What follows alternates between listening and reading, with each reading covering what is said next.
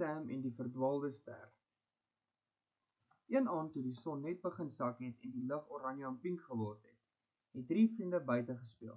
Mila, Sam en hulle hond Blits. Mila was baie kreatief, Sam was nuuskierig. Blits was altyd vol energie. Kom ons speel nog 'n bietjie voordat dit donker word, sê Sam. Blits blaf vrolik en hardloop in sirkels. Skielik wys Mila na die lig. Kyk, het julle dit gesien? 'n Klein helder lig het vinnig oor die lug geskiet en agter die groot heuwel verdwyn.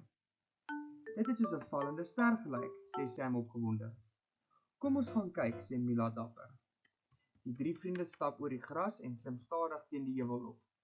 Toe hulle bo kom, sien hulle iets ongeloofliks. 'n Klein gloeiende sterretjie lê tussen die blomme en skyn sag. "Oeh, 'n ster," fluister Sam. Die sterretjie bewe effens. "Help asseblief," sê dit met 'n sagte stem. Mila kniel versigtig neer. "Moenie bang wees nie, ons sal jou help." "Ek is Stella," sê die ster. "Ek het my pad huis toe verloor." Blits gaan sit langs Stella en kyk nuuskierig maar sag. Sam dink diep. "Sterre hoort in die lug. Ons moet help om haar terug te kry." Mila glimlag.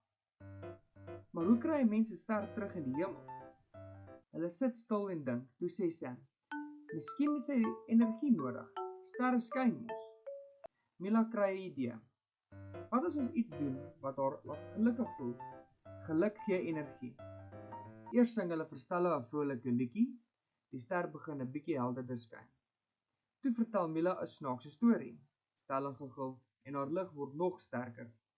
Blits doen 'n paar snaakse spronge en rol op sy rug. Nou lag almal, selfs Stella, wat nou helder begin gloei. "Ek voel sterker," sê Stella bly.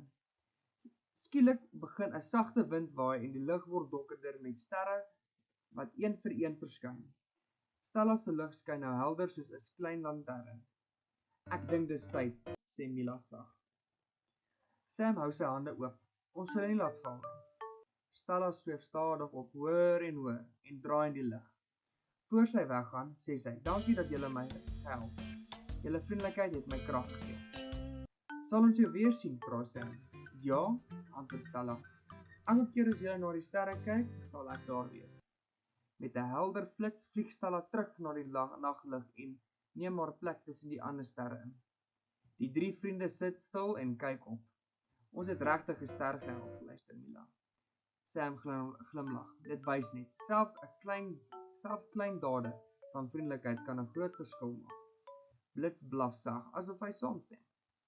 Van daardie aand af het Mila, Sam en Blits elke keer na die sterre gekyk met 'n spesiale glimlag. Want hulle het geweet, 'n vriendelike hart kan selfs 'n verdwaalde ster huis toe help.